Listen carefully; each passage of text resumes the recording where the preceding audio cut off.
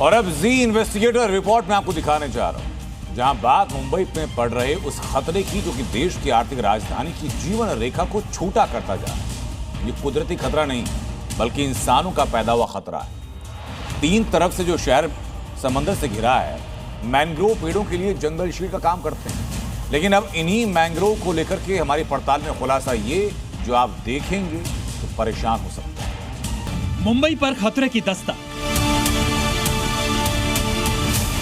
मुंबई को डुबाने की साजिश, विकास के नाम पर खिलवाड़।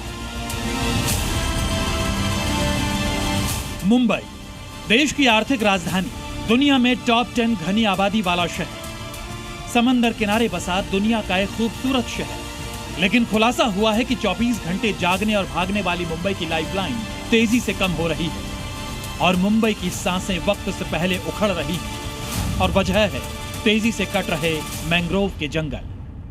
मुंबई जैसे शहर में अगर मैं पूछूं कि मैंग्रोव्स की अहमियत क्या है, तो आप लोग किसी मुंबईकर से ही बात करके पता कर सकते हैं। जब भी भारी बारिश आती है तो उस भारी बारिश के पानी से, समुद्र का पानी है, उसको शहर में आने से रोकने से लेकर शहर में आ चुके जो पानी को वापस से सेटल डाउन करने का जो काम है, वो मुंबई के बाहर के इलाकों में जो ये मैंग्रोव्स की पूरी परत आप देख रहे हैं, ये इतना अहम रोल काम निभाते हैं। सुप्रीम कोर्ट की अपनी गाइडलाइंस इस तरह की मैंग्रोव्स को कटने से बचाने के लिए बनाई गई है, जिसको लेकिन अब धीरे धीरे इन्हीं गाइडलाइंस का खुले तौर पे मजाक उड़ाया जा रहा है। बॉम्बे हाईकोर्ट ने हाल ही में बीएमसी को मुंबई में वर्सोवा से लेकर मीरा भाईंदर तक कोस्टल रोड को बढ़ाने की अनुमति दी है और इस परियोजना के लिए करीब 45,000 मैंग्रोव पेड़ों को काटने की अनुमति दी गई है। इस प्रोजेक्ट में चंद्रपुर के साथ साथ दूसरे कई इलाकों में मैंग्रोव के पेड़ लगाने की योजना भी शामिल है। लेकिन इसके उलट मुंबई के कोस्टल इलाकों में अवैध तौर पर अंधाधुंध मैंग्रोव पेड़ों की कटाई की खबरें भी सामने आई हैं। जी न्यूज ने मुंबई के तटीय इलाकों में हो रही अवैध मैंग्रोव की कटाई को लेकर इन्वेस्टिगेशन शुरू की तो खुलासा हुआ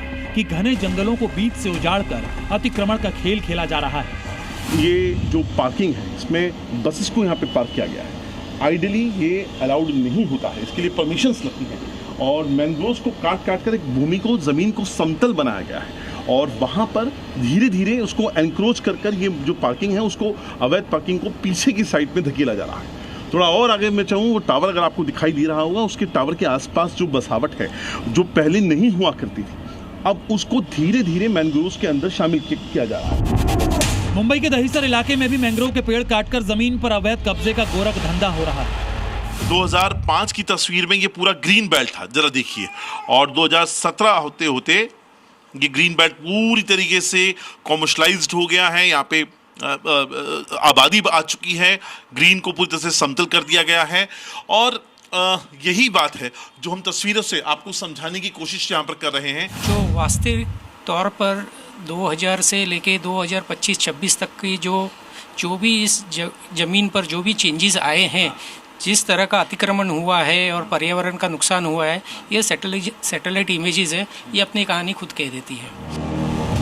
इसमें कोई शक नहीं कि मुंबई को तिल तिल कर मारने की साजिश के लिए कोई एक नाम या इंसान जिम्मेदार हो।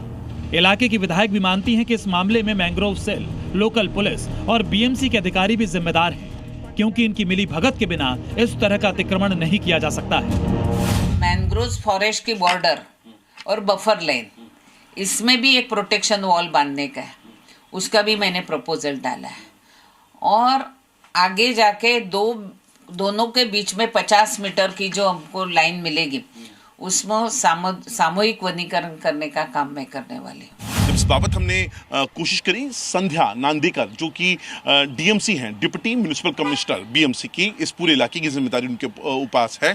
इसके अलावा वेंगुर्लेकर सर जो हैं, जो असिस्टेंट म्युनिसिपल कमिश्नर हैं इस इलाके के, जो इसी दफ्तर में बैठते हैं, उनको हमने लगातार अप्रोच करने की कोशिश करी, लेकिन दोनों कैमरे के सामने आने के लिए तैयार नहीं थे। कैमरा पर्सन मंगेश के साथ अंकुर त्यागी, जी मीडिया, मुंबई।